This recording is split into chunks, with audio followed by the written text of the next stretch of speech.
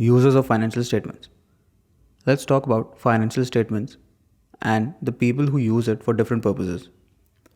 This video can be considered as an extension to some of the conceptual videos, and even if you have not watched them, it's okay to continue watching this, but I do highly recommend you check those videos out. I'll leave a link somewhere here on the screen. Let's dive in. Financial statements, as the name suggests, it's a statement that states the financials of a company. Pretty simple, right? There are mainly three types of financial statements in accounting: the balance sheet, income statement, and cash flow statements.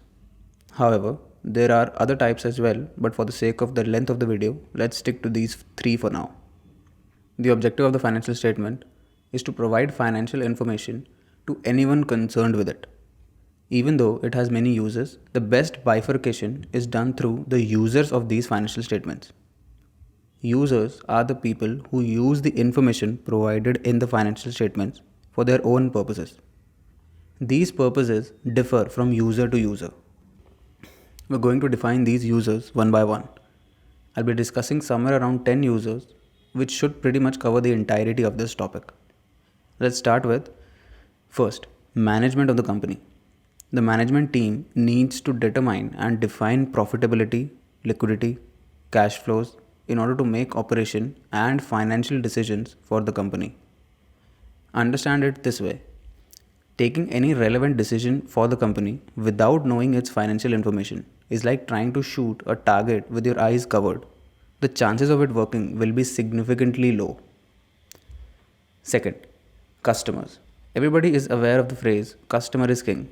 By that logic, it's pretty obvious that a customer needs to know all the relevant information about the company as to judge the ability of the business to provide goods and services for a long time, mandated in a contract, agreement, etc. Third, employees.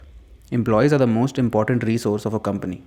Sometimes, companies share relevant financial information with their employees for their involvement in the decision making process and in order to make them understand the business better.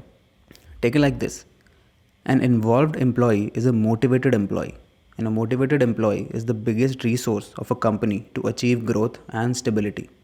Fourth, government. The government has a pretty straightforward use of any company's financial information, as they need to check and verify whether they are compliant with the law and paying taxes in time. Simple as that. Fifth, investment analysts. These are the people who monitor, analyze, and give suggestions or advice to the public about a particular company in the context of purchase or sale of securities issued by the very company. It makes sense for them to use the information provided in the financial statements in order to get the data, process it, and recommend it to the general public. Sixth, investors. Just like the previous point, people are interested in investing companies via securities in order to have a financial gain if the company performs better. Since investor is an owner of the company, in a technical context, it helps to analyze the financial information before actually putting money, since it carries risk. It is also used to monitor an existing performance of the company already invested in. Seventh, lender. An entity loaning money to an organization will require financial statements in order to estimate the ability of the borrower to pay back all loaned funds and related interest charges.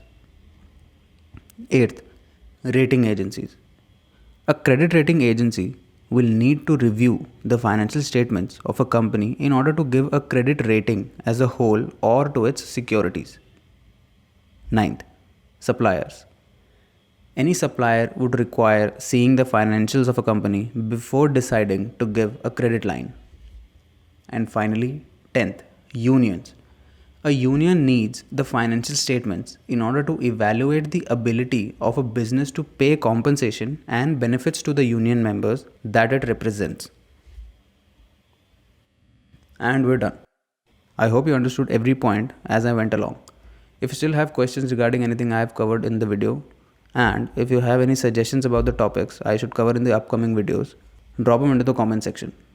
See you in the next video.